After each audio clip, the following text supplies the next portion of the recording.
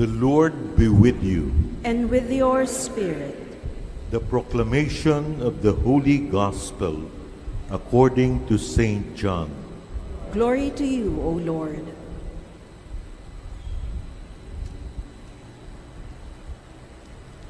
Early in the morning on the first day of the week, while it was still dark, Mary Magdalene came to the tomb. She saw that the stone had been moved away. So she ran off to Simon Peter and the other disciple, the one Jesus loved, and told them, "The Lord has been taken from the tomb. We don't know where they have put him." At that, Peter and the other disciple started out on their way toward the tomb. They were running side by side. But then the other disciple outran Peter and reached the tomb first. He did not enter, but bent down to peer in, and saw the wrappings lying on the ground. Presently, Simon Peter came along behind him and entered the tomb. He observed the wrappings on the ground and saw the piece of cloth which had covered the head not lying with the wrappings, but rolled up in a place by itself.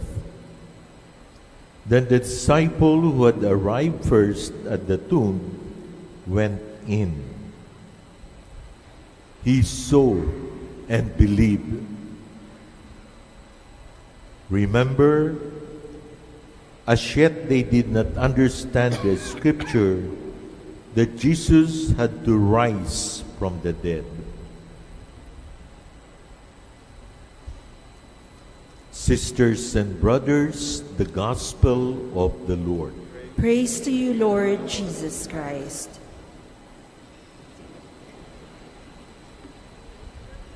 Come, Holy Spirit, come, Holy Spirit. Bless these unworthy priests, that I may share with humility and with the heart, and that people listen with their hearts, with the Holy Spirit. Come.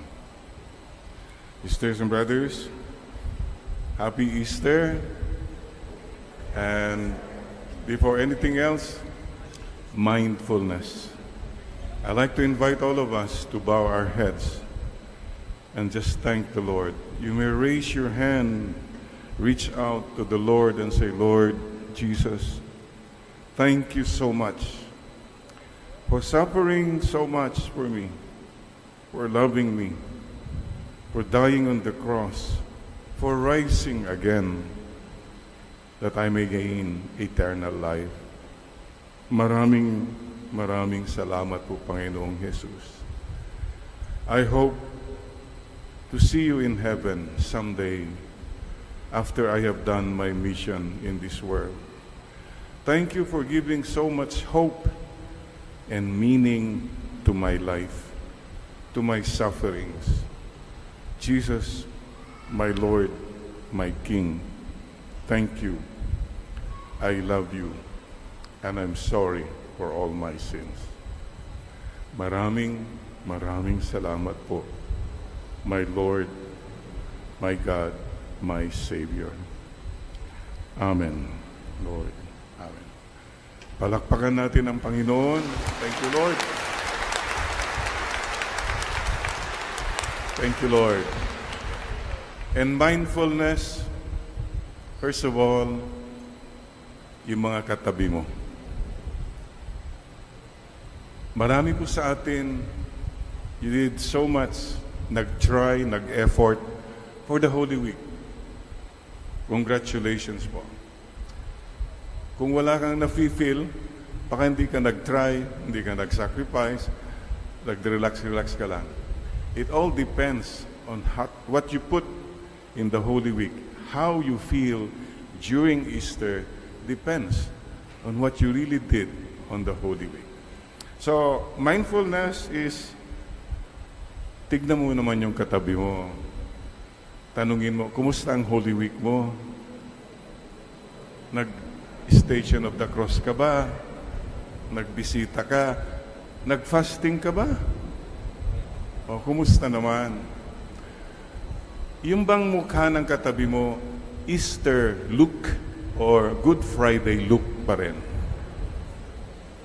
Sisters and brothers, joy. Joy is the flag that we are raising now. Thank you, Lord, and thank you, Lord.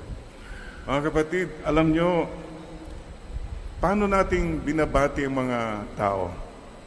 Pag may bisita, o meron kang nasasabihan na, usually what do we say? Mabuhay. Mabuhay. I would like to ask you, meron ka bang touching moment during the Holy Week? I'm sure all of you had. Yung pinapawisan ka na hirap ka na sa Stations of the Cross. Lord, para sa iyo, pasasalamat ito. Yung nakapila kayo na matagal, yung kakain ka na lang, hindi na lang, Lord, para. Those are touching moments. Or you were alone watching a TV show and you started to cry because you felt the presence of God. Touching moments when the Lord was touching you. I'd like to share with you my touching moment. Saturday morning, kahapon po, I heard a scratching on my door. At parang may umiiyak. My God, sabi ko, ano kaya yun? You know, it was my dog, Bruce. Kasi I woke up a little late, have a little cough. Siguro nag-alala siya. And he started to scratch the door. Gumagano siya. So when I opened the door, there he was. What a beautiful smile. Alam po niyo bakit na-touch ako? The dog cared that I am still alive. A dog was saying, ay salamat, buhay ka pa. Bira naman, dog na lang nagsasabi pa yan sa atin. But this is something I'd like us all to remember. Sana po, people will tell you, mabuhay. Long life.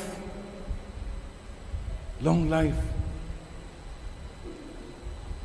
Sana po masabi mo yan sa mga mahal mo sa buhay. And I hope people will tell you, long life, huh? You know, our greatest joy is that we live long. Many of us pray, Lord, I want a long life. Please give me long life. Sino bang hindi nagdadasal ng ganon?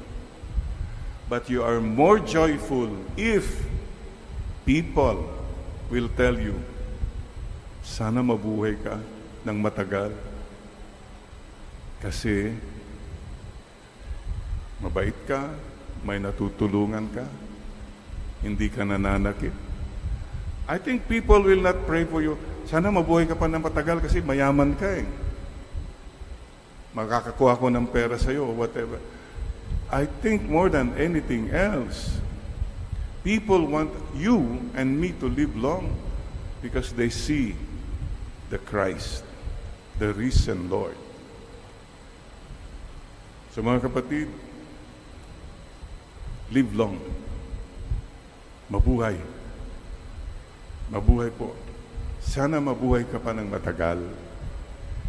But more than that, not just live long, live on in eternity.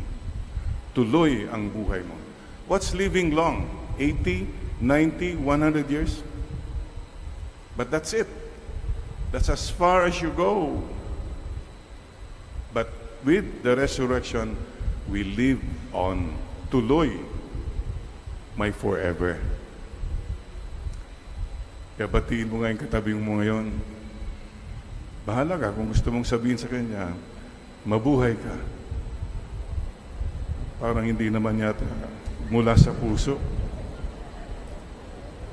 Masasabi mo ba, you now in the family, wherever you are, parents, do you think your children would say to you, Papa, Mama, live long? Baka mayroon namang ang sabi, Lord, sana mahaba pang buhay niya. Baka naman may nagsasabi, Lord, bahala ka na. Kung gusto mo, kunin mo na siya, Lord. No, Lord. Ay, naku, yan ang... Don't take that for granted. Are there people who are praying that you live long? Congratulations. Kahit aso nga lang masaya na tayo. But please think about this. Live Easter. That means you live in such a way that you're continuing the love of Christ, and people are also praying that you live long and that we will go to heaven. Dagdagan natin, ha? Please greet one another now. Happy Easter. Mabuhay ka. Sana sa langit tayo magkita. Amen. That is our wish. That is our dream. Mga kapatid, mabuhay means mahabang buhay. Live long. Mabuhay means also makahulugang buhay. That your life has meaning. It's filled with God, it's filled with love and service. Makahulugan. And mabuhay means matagal pang buhay. Anong kabaliktaran? Mamatay. Mamatay. Diyos ko, baka sinasabi niyang malapit ka nang mamatay. Naku, wag naman ganun. Or, sana maaga kang mamatay. Wag naman. You see the point here, why we have to live well? Why we have to live Easter? Because Jesus is telling us all to live well so that we can live on. May minsan may nagsasabi, Father, sana mahabang buhay ko pa. Opo naman. Bakit naman po? Para enjoy pa ako, Father. Okay, enjoy. Anong enjoy? Yung family ko, at least, enjoy. Sure. Pero yung whole life niya is just to enjoy more. I think we have to change that mindset. If we are an Easter people, life is not just about enjoying more, enjoying the longest time here, but to live meaningful lives. I'm sure you will be so touched if people will tell you, sana mahaba pang buhay mo. Kasi I see Christ in you. That's the bottom line. Mga kapatid, so live well. Number one, live in the presence of God. You live well if you are in the presence of God. You have a master. You have a relationship with God. You can live well. Pero kung walang God sa buhay mo, it's just about you. You don't live well. You are the God of your life. You don't live well. The presence of love. Sana dagdagan pa natin ang pagmamahal. Start in your family. Start in your household. Mga helpers, whatever. My God. Kindness. Start with the basic kindness and respect of people. And the presence of sacrifice. Ilan po sa inyo nagsakripisyo ngayong Holy Week? Ilan po nyo nag-fasting? Wala. Mukhang hindi nga yata kayo nag-fasting. Hindi nabawasan. Abstinence. Exempted na ang mga senior. Okay. But the little things you did, sacrifice. And you know what sacrifice does to you? It cleanses you. It makes you feel good and happy inside. Ang tao pong walang sakripisyo sa buhay, miserable. Complaining palagi. Wala. Comfort. comfort zone siya palagi. Without sacrifice, without the cross, there is no meaningful life. Remember that. Kaya anumang cross pinagdadaanan mo, carry your cross daily and offer. How do we live long? Oh, alam nyo na yon. Eat half, walk double, laugh triple, and love without measure. Eat half. Walk double. Galaw-galaw. Laugh triple. And love without measure. Forgive. Huwag na tayo magdala po ng mga bagahe. Tapos na yon. Just let go and let God. And how do you live on? If you want to live on, live with the Lord. And you'll be there in eternity. So mga kapatid, ngayon po ay araw din ng kagitingan. What is the lesson of these people to us? They did not live for themselves. They lived for something or someone greater than themselves. Magiting sila. Please remember what the Lord teaches us. Without the cross in our lives are empty, shallow, vain, and selfish. Heaven. Sige nga uli, pinahan mo nga uli yung mukha ng katabi mo. Palagay mo kaya makakaakyat sa langit yan? Anong pakiramdam mo? Oo naman. Sana naman. This is our wish that all of us will go to heaven someday. Pero you remember the tip I told you before? Married people. Wow. Raise your hands, please, married people. Hello. Don't be afraid. It's okay to be married. Yeah. O ano yung sabi nila? Married people will be given first priority to enter the kingdom of heaven. Why? Because many of them have been through hell already. Dumaan na sa impyerno, sa mundong ibabaw na ere. Kidding aside, please give a taste of heaven to your loved ones. Don't give hell to people, please. Life is short. Mga kapatid, decision today, I will follow you.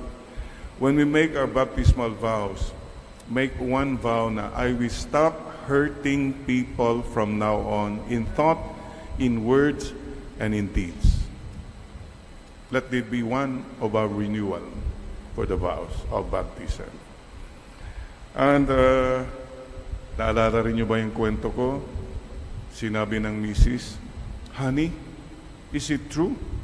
Nabasa ko.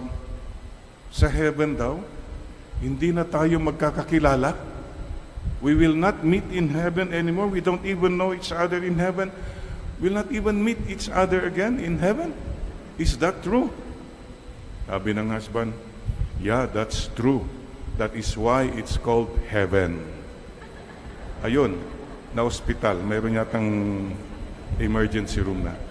Again, these are stories for us to remember. Hey, what's the point? Why don't you live in such a way to make the people around you happy? The problem is, you living in such a way that you make yourself happy. You don't care what God says, you don't care what others say. Basta I am happy. That's a sure formula for hell. Here now and in the life to come. Mga kapatid, what more can we say about love than what He has done? Tayo salita lang tayo ng salita. Jesus has done it. Let's all follow Him and all the way to heaven. Sisters and brothers, I just imagine the first meeting. I don't know, some of you have lost your husband years ago. You lost your father years ago.